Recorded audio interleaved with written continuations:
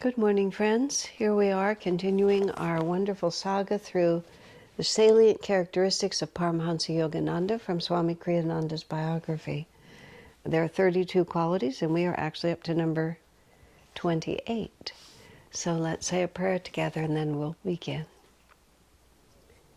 Heavenly Father, Divine Mother, Friend, Beloved God, Jesus Christ, Babaji Krishna, Lahiri Mahashaya, Swami Sri Yukteswar, Beloved Master Paramahansa Yogananda, Saints of all religions, dear friend and guide Swami Kriyananda, humbly we bow to you all.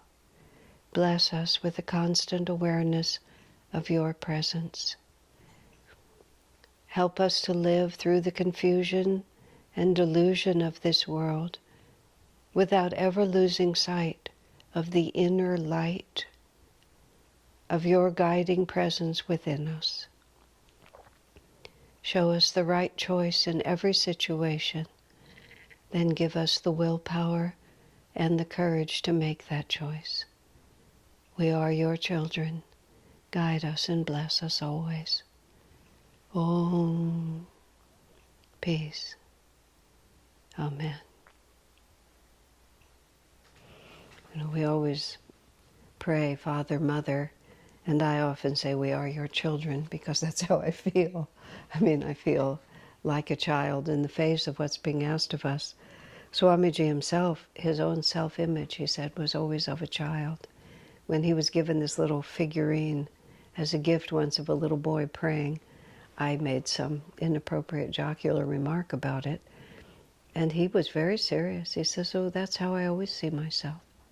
It was just like, from my side, I saw him as this, far larger than ordinary life, person of enormous accomplishments, but he always saw himself as a disciple of Master, and therefore as a child by comparison. Swami passed from this world in 2013, and I really did feel like the only adult has left the planet, and all that's left is us kids. And I still feel that way because I think it's true compared to when we talked about the childlike spirit, so I'm also speaking of that.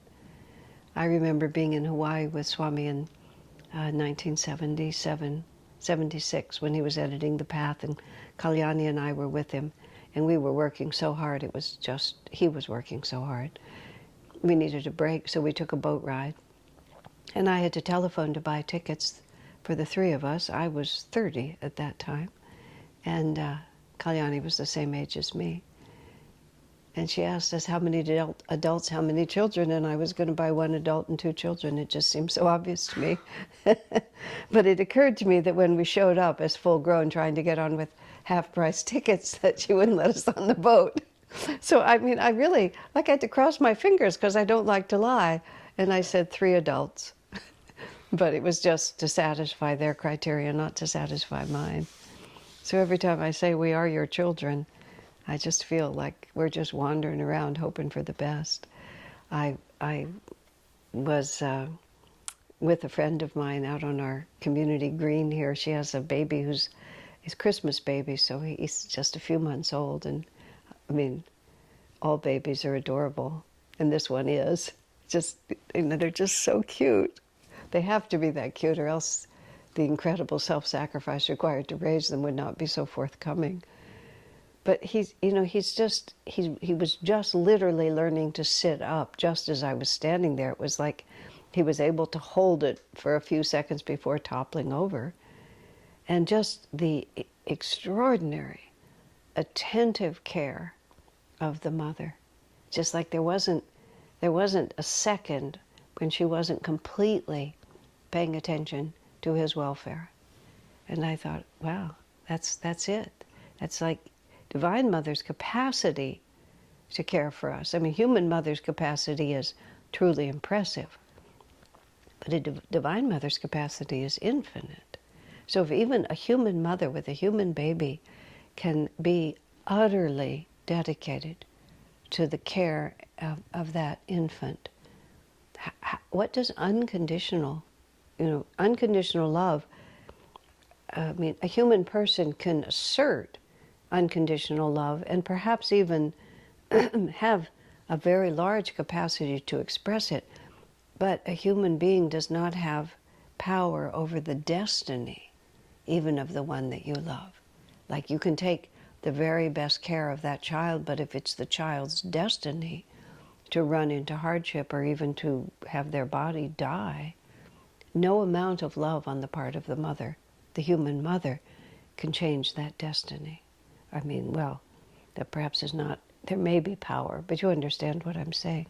But the Divine Mother has absolute power, unconditional love and absolute power. So the obvious question, which I ask myself every day, why then am I ever anxious about anything?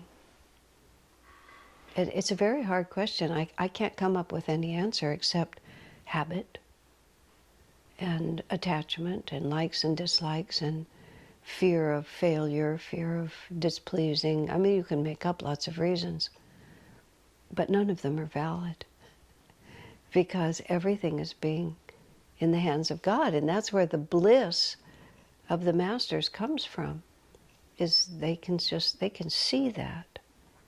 They never lose sight of it. It may require tremendous effort, the human and the divine mixed together in these great souls. They're a part of it.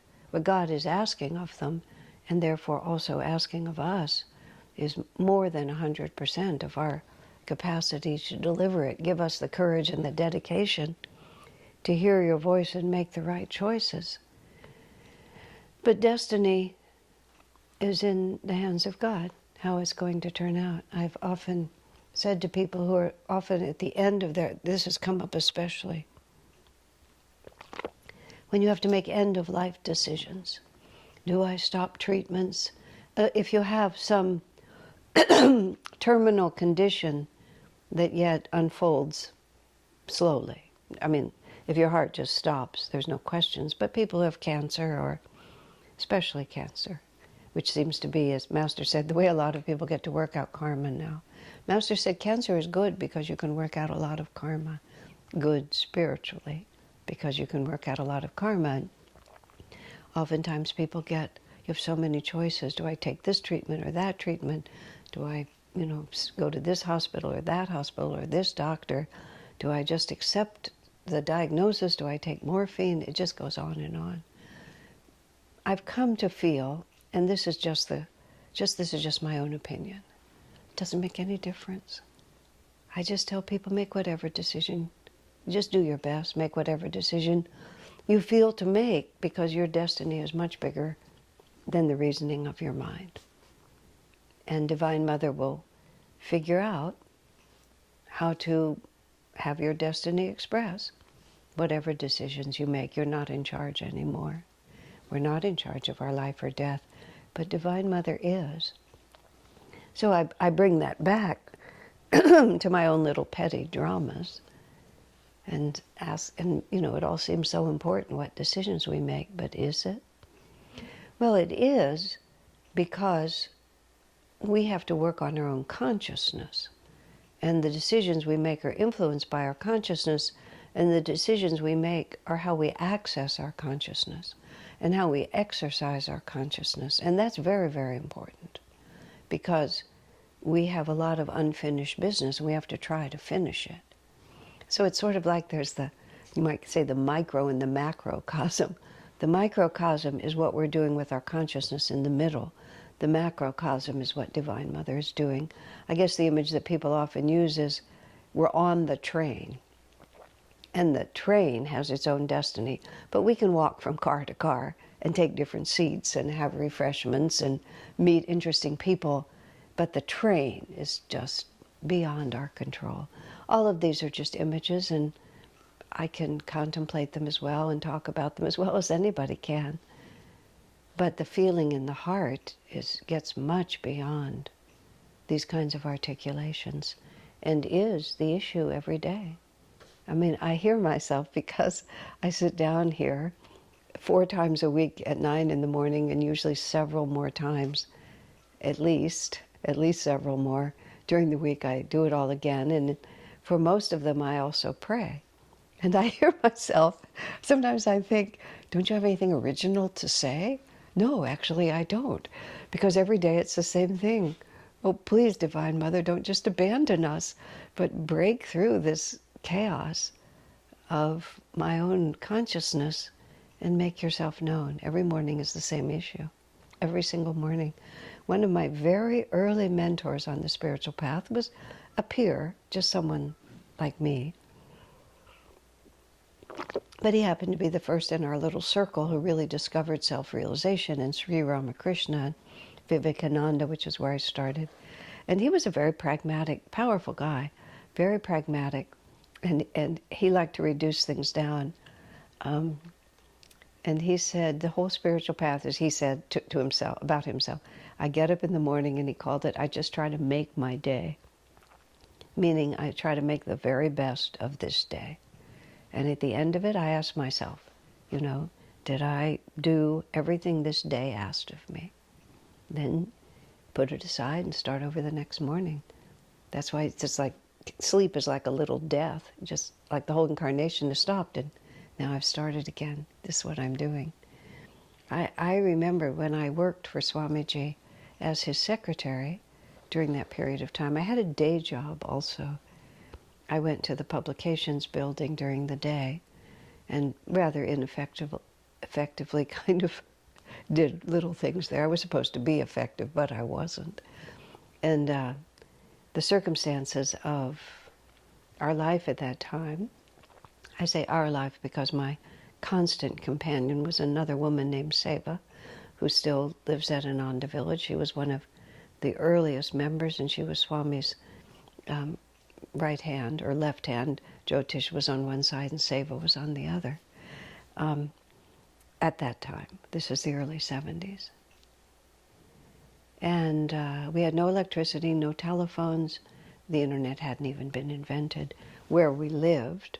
And we lived at Ayodhya, where Crystal Hermitage is now, and Swami lived there, and a group of women who were living as nuns, a group of men who were living as monks, shared that property.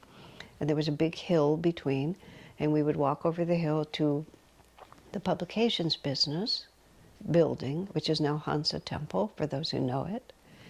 And I think Seva had a car, but we never wasted our cars just driving around the community. We would just walk. We'd walk to work and walk back. And Swami was completely out of touch all day because he was writing, working on the path primarily. And he was writing. He was completely isolated and out of touch. He lived alone. He was only in his 40s. He was very strong. By the end of his life, he simply couldn't live alone. But at that point, he did easily. So every day we'd go off to work, and then at 4 in the afternoon, we'd come back to Swamiji's house to bring. There was a telephone at the publications building. It was perhaps the only telephone in the community, or nearly. So there was telephone and mail delivery. So at the end of every day, we would bring back to Swamiji the news of the day, what had happened, the mail that had come. When I was working as a secretary, I would bring the mail and so on. And we'd arrive at 4 in the afternoon, and usually he was in his office working. He would work until we arrived. The whole of his house was what is now the living room, that one dome, which was basically one room. It was one acoustic shell, which meant wherever you spoke, however quietly, anywhere in that dome, you could be heard everywhere, with these 8-foot partitions that marked out where the office was. He had a loft with partitions that marked out where the bedroom was, but it was still all this same room.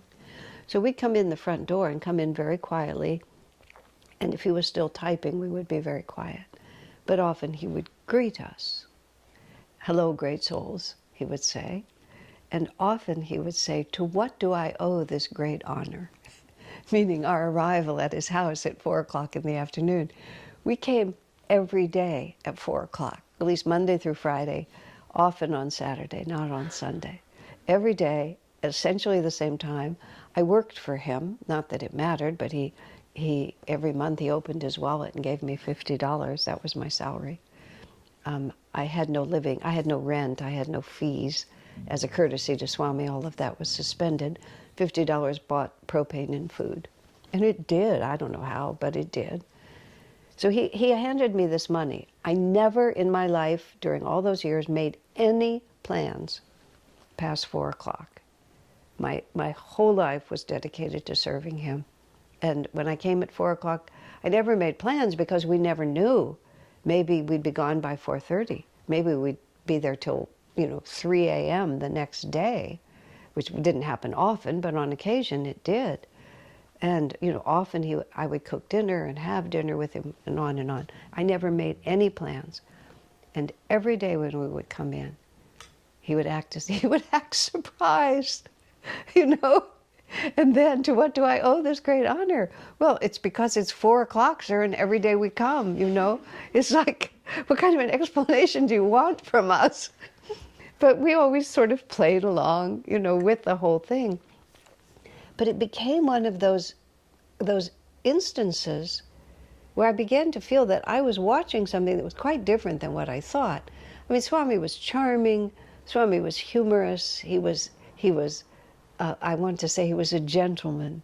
He was a very refined gentleman, and so he had many courteous and gracious ways of relating to the world beautifully. So I just sort of, for a long time, just thought this was one of them. It was somewhere between humorous and gracious. But I gradually realized it was quite different. And I wrote it up in my book about Swami, my first book about Swami. And later I actually discussed it with him. What it was when I wrote the manuscript for Swami Kriyananda, as we have known him, it was finished about 2006. Swami was living in India at that point, and he invited me to come over there and basically finish the book in his house, which is what I did. He'd put a tent, sort of a cloth house, up on the roof of that house where he lived in Gurgaon. It was for Jyotish and Devi, but they weren't there, so I stayed in it. And I spent maybe 3 weeks with him and finished the manuscript and sat next to him. He'd never seen what I was writing, and he read every page of it. And so when he came to this story, which is the one I'm telling you, he read it, and then we discussed it a little bit, and he confirmed what I had learned intuitively. And what Swami had given us, a spiritual practice, which some people follow. I've always had a little trouble following it. I'll talk about that in a moment. He said, at the end of every day, he said, give everything back to God. Just let it go. I mean, you don't know when you fall asleep if you'll ever wake up again. And if it's time for you to leave this world, you don't want to leave clinging to the things of this world. You want to surrender them. So when the day is over, he said, look through your mind, look through your heart, and release any attachments that you may have gathered during that day. I've never been able quite to do that, but I have had a fair amount of experience by this point. By that, I mean a half a dozen or so opportunities to sit next to someone in the last days or hours of their lives. So I have a tangible experience of what the experience of dying looks like for an Ananda person. And when I did this practice primarily when I was writing Light Bearer, because I was in total seclusion, and it just simplified my life. Before I would fall asleep at night, I would visualize my death, which to me is not even slightly morbid. It's just the way things are. Now, I certainly didn't want to die before I finished that book, but I did want to stay in the right alignment. And I have such a vivid picture of what my deathbed scene will be like. I know how the body changes. I know how the soul begins to withdraw. I know how all your friends are around, and and how sometimes, they're super serious about there you are dying, and other times they forget that you're there dying, and they start talking about dinner and everything else that they're going to do because I've been there. I know what that is, and it's beautiful. It's absolutely beautiful. So I could picture all that, and I could see myself withdrawing from it, and it was, I could do that pretty well. I mean, let me not say that. It was a dynamic practice for me. I don't know if I did it well or not, but it was a dynamic practice when I was doing it. So anyway, coming back to Swamiji, when we came to that portion, I said, sir, I always had the feeling that every night you completely let it go. And that when we came back, it was not an affectation on your part, because we would see him at the end of the day, and then we wouldn't see him again until the end of the next day. He lived alone. He valued his privacy. I mean, sometimes people would see him in the morning, but not. I almost never did. So when I came back in the afternoon, he'd been through a night, through meditations and all of that, and he was genuinely surprised that I'd come back. Not surprised like shocked, but just like, oh, isn't this interesting? She's back again. There was never in his consciousness, she's the secretary that I paid to show up at 4 in the afternoon. It was like it didn't exist. And to what do I owe this great honor was a really serious question. Of course, he could have reasoned it out, that the probability was that I'd show up again.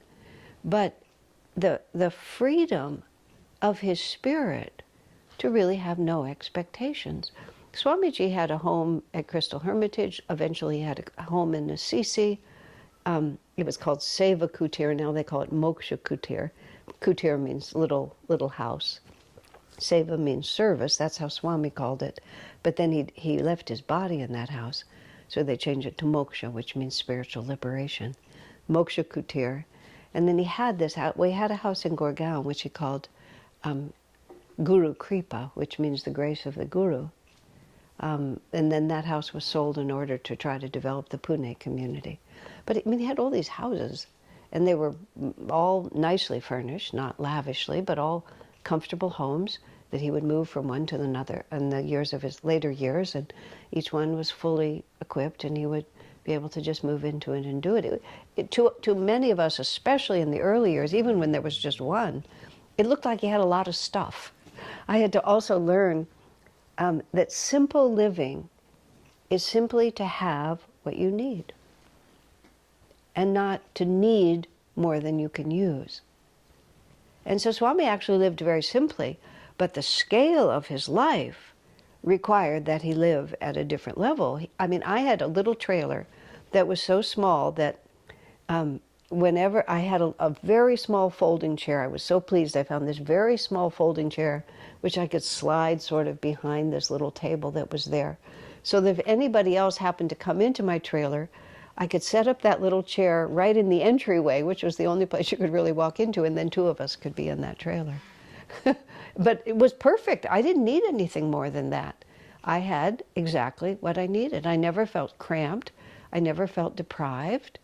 I had exactly what I needed. I had that little folding chair. Someone could come and visit me. It was just like luxury beyond the wealth of kings, because it was exactly what I needed. But Swami, of course, had to invite the whole community in. He had to write books. He had to host visiting other guests and teachers who would come. You know, he just had a great many things. He eventually had a recording studio. But it was still simple living, because it was just what he needed. And in fact, actually, when he brought the Crystal Hermitage, when it became much expanded, he brought it to a certain level of attractiveness and refinement and artistic beauty. He was out traveling, and someone said, "Oh, this would be nice at Crystal Hermitage," and Swami had been dedicated to making that house, bringing it to a certain level, and he had things from like 20 countries. That was part of the fun of it, you know, carved bedstead from Bali, and chandeliers from Czechoslovakia, and little pieces of art from Israel, and you know, just everywhere you go through the house, you can see all these paintings by a wonderful Italian painter named Guido Odierna that Swami met. But someone said, "Oh, this would be nice." He said, "Crystal Hermitage is fine just the way it is." And he said something like, "I'm not going to spend the rest of my life buying things for that house." I mean, that was never his intention. He wasn't a person who just bought things for his house. It was part of his service to Master, was to create a refined and beautiful atmosphere for all of us. So all of that, let's see where I was going with all of this, was just like one more extraordinary example of the difference between affirming the right attitude and having transformed your consciousness to have the right attitude. And an extension of that, Of course, this is one of these mornings when I'm never going to get to this book. An extension of that was even when we were there, and I had to learn this as Swamiji's secretary, he would never make a direct, I want to say never, he rarely made a direct request. He would offer a situation and allow you to volunteer. Again, even though it was my job. He just never, he saw me as a friend. He never saw me as someone who worked for him. So he would say, I did a lot of writing today. I think you'll like what I was working on, which would give me the opportunity to say, do you have any pages that you would like me to retype? Well, yes, you know, there are some I haven't gotten to. Would you be able to do that? Yes, sir, I'd be happy to. And then he might say something like, no, this would sound like a hint, but it would be more like, I began to learn, sir, did you have lunch today? He would stop and think, you know, maybe I did, maybe I didn't. And then I would say, perhaps you would like dinner. Oh, yes, the dinner might be nice. Would you like me to cook? Well, if you have no other plans. And of course, I never had plans, and he perfectly knew that. But it was always, and you know, the great death of human relationships is that we begin to define each other by the roles that we play. We begin to have expectations in relation to those roles. And when those expectations are disappointed, our love for each other diminishes. I mean, you can just take that formula and apply it to any relationship that starts sweet and ends sour. And that's basically how it got there. Never with Swami. Not because he disciplined himself, but because he genuinely knew that he didn't own anybody. And they didn't owe him anything.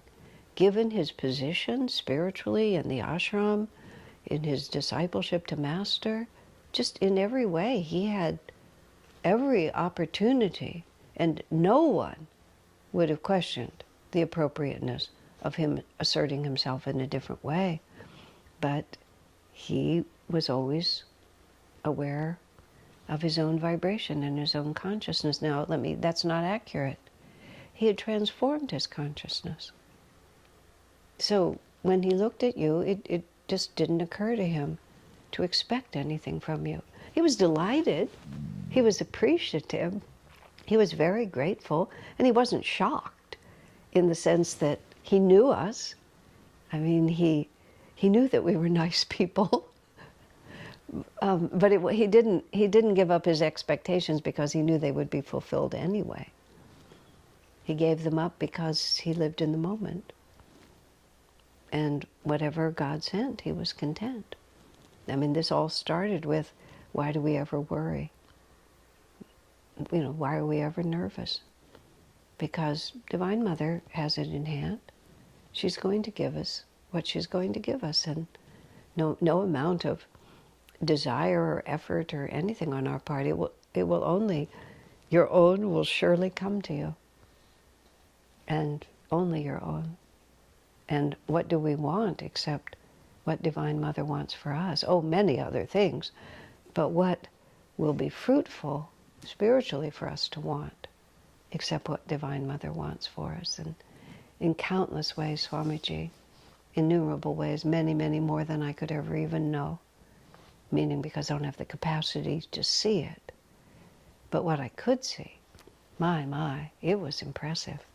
And really set an inspirational example and a promise. You know, that which I do, you shall do, and greater things.